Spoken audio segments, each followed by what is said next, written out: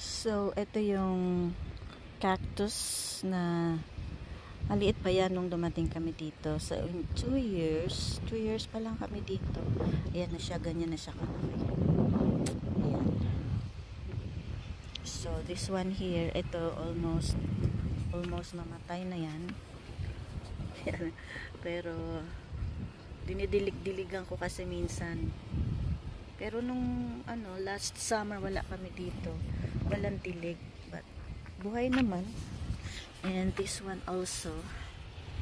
Yan, ito medyo lumaki na siya. But niisip ko nga na tanggalin na lang itong mga cactus dito kasi nasa tabi to ng ng daanan. So parang hindi siya maganda na lumaki siya diyan. But anyway, maglakad-lakad tayo. Maglakad-lakad tayo dito sa aming lugar. So ayan, ito lang. Ito yung aming view dito sa aming lugar. So ito yung nakikita kong bundok doon sa aking kusina. Meron akong post na ito yung aking view from my kitchen. Ayan. So iikot tayo. Punta ako doon sa yung doon may solar sila doon, farm. Yan yung na yan, lugar na yan dyan, solar farm yan dyan. Tapos ito yung aming dito, not naman kapitbahay pero malapit lang sa amin. Yung nila, cactus nila. Dati may yan may flower. Yan yung cactus na malaki. May flower yan dati. Tapos this year, siguro sa sobrang init, siya, medyo nag-dry, pero bumalik na since lumamig. Ayan. So ayan, yung mga kabundukan dito. Tapos tatawid ako doon sa kabila para maglakad-lakad na rin. So it's mag-aalas 3 pa lang ng hapon. Pero mainit dito. Mainit dito pero hindi naman as in so masakit sa balat kasi nga winter time. So kahit na matindi ang araw, hindi siya masyadong mainit. Pero syempre pagka nagbabad ka, rin siya, nakakaitim din. So ayan, simbahan namin, Catholic Church. Tapos pinaka pinaka-highway na to. Wala kaming tawiran dito. Wala kaming tawiran pala dito. So maybe tatawid lang kami at our own risk kasi wala kaming tawiran. Tapos ayan, ang bibilis ng mga sasakyan. Ayan, ang ganda ng bundok, 'di ba? Tapos ayan nga yung aming church. Ayan, napakalaki ng church na yan. Ayan, ang pangalan ay John Newman. Ayan. Saint John Newman, Roman Catholic Church. So, hindi ako tatawid. So, ang bibilis ng mga sasakyan. Iikot na lang ako dito sa kanto. Pero napakainit. Babalik na nga lang ako. Doon na lang ako sa loob. But anyway, madali lang naman, isang kanto lang naman to. So ito orange, natuyo din siya. Yan, hindi maganda yung bunga niya. This year kasi sobrang init siguro dito. Wala kasi kami nitong last summer, pero siguro sa sobrang init hindi maganda yung fruits ng orange. Tuyot siya. Ayan, ito naman sa kabila ay ano, grapefruit. Ayan, grapefruit itong isa. Pero ano din, tuyo din. Ayan o, grapefruit ito. Pero tuyo din siya. Oh. Sobrang init siguro last summer. So, ayan yung harapan ng aming church. Ang bilis na mga sasakyan, no? Ano kasi to eh, highway nila.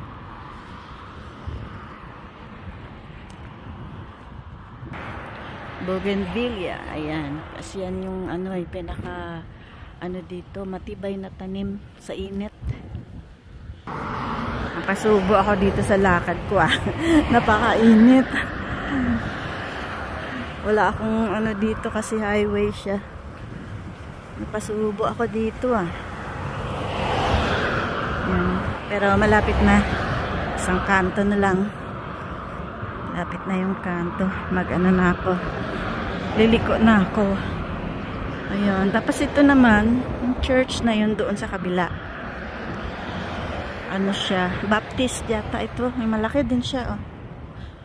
Pero Baptist church yata yun.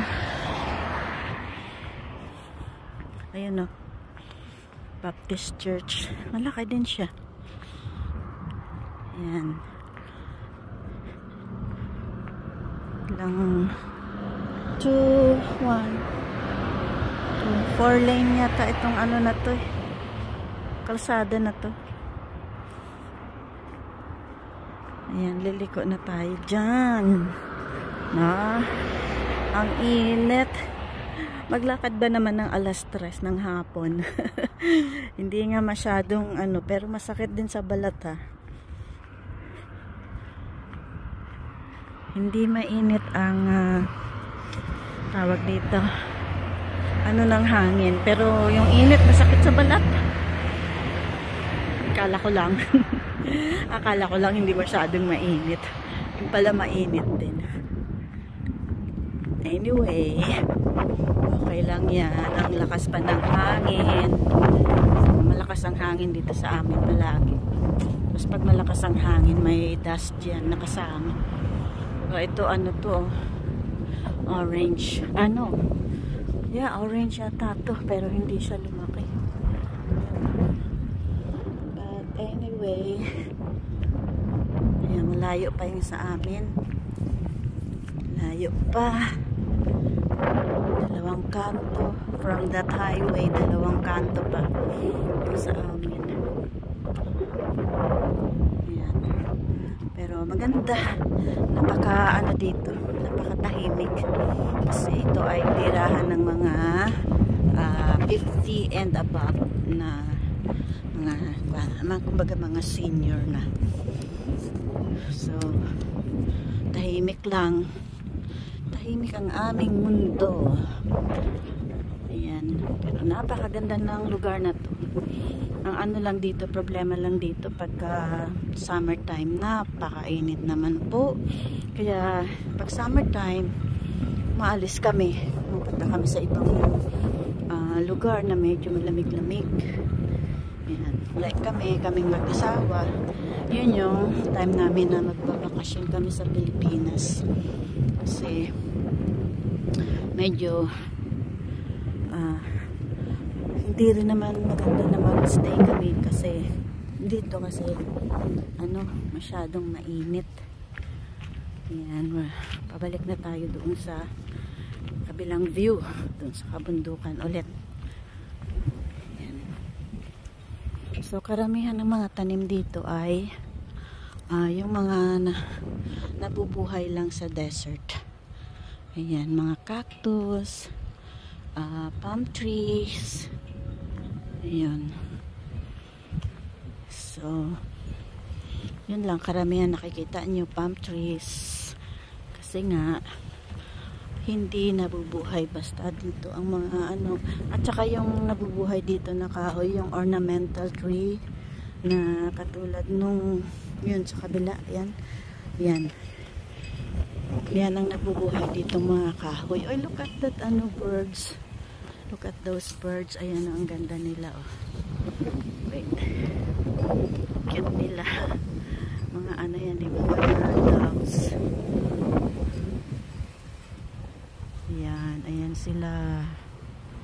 Yan sila, oh. Nagpapainit. Kasi mayroon akong kapitbahay dito na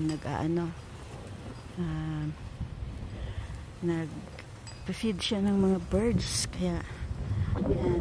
Pagka nagutom yung mga birds na yan, babalik yan dun sa kapitbahay ko. Yan.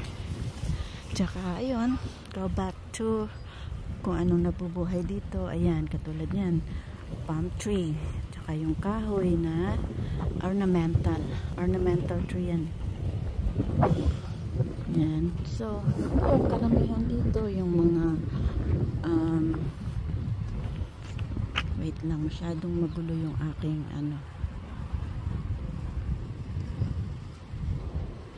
okay, there.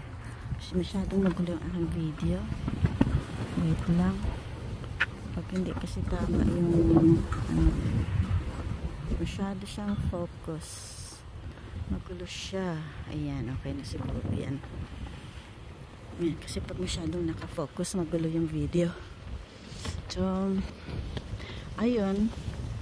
Katulad nitong mga cactus.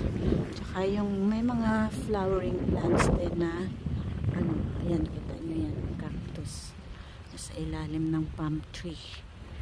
Ayan. Laki-laki, no? Ang laki. Ang laki-laki. Mataba siya. So, ayan. Tapos, yan yung mga ibon, oh. Oh, nagliliparan sila, oh. Oh, so, ayan, nakalabas na yung aming mga mga basurahan kasi pick up day tomorrow. Ayan. At tawag nila doon ay garbage day. Yung pipick upin yung mga basurahan namin. So, may schedule kami for pick up day. Kaya, sa gabi, i-ready mo na yung yung garbage can mo. Lalabas mo na sa gate para anytime in the morning pag dumating yung garbage truck dadamputin na lang nila, tapos iwanan din nila dyan. So ayun, I think ito yung dati naming truck, oh. Dati naming truck na binenta namin dito sa kapitbahay. Ayan. Ayan. Binenta namin sa kapitbahay.